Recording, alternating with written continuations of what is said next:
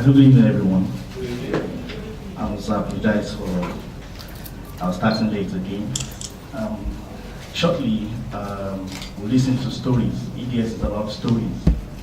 Stories of people who, like you and I, have had to deal with the same business terrain, the same uncertainties, the same precarious situation that Nigeria is, and certainly perhaps the whole of Africa.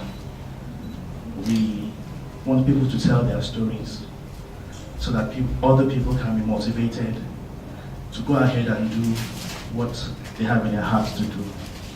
EDS basically is just telling simple, straight to the heart stories so that people can look at those stories and say, yes, I can also attain to whatever heights I want to attain to. The EDS story actually started with Mrs. Shola Obesomo. She walked up to me some time ago and said she wanted a venue, an avenue through which people could tell their stories, because it's so powerful when you are not looking at the Dangote, you're not looking at a Mike Adenuga, you're looking at someone who you can walk up to and ask questions. And I can tell you that there are a lot of amazing stories. I worked in the banking sector.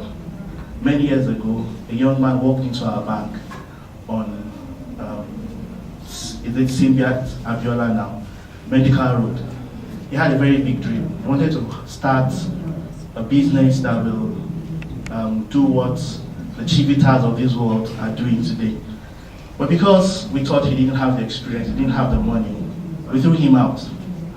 Some years down the line, I was working at another bank and I stumbled across the same brand. Today it has become such a very big brand. It's Fuman Juice. And people from that bank I worked with went to his office one day and wanted to market him. He threw them out and said, none of you believed in him. The truth of the matter is that every big business, every big idea starts with just one step, and no step is just too little. It can start with a story from EDS today. EDS will be going around the country. We're looking at raising 10,000 direct businesses from sharing the stories. We're also looking at getting angel investors to come in and support people, because the great ideas usually need just a little prop, just a little support. No big idea actually dies. They somehow survive. I worked with Magadenuga for some time, and on one of those days when he was waiting to get the Globalcom license, I remember he said something that a businessman never loses. And we asked why. He said because a businessman gets down and comes back every single time. Today you will listen to business stories of survival, stories that seem almost impossible or almost out of this world. We hear someone who will tell you that he manufactures doors in Nigeria that are exported. Believe those stories. And most importantly, they can also become your stories. Thank you very much.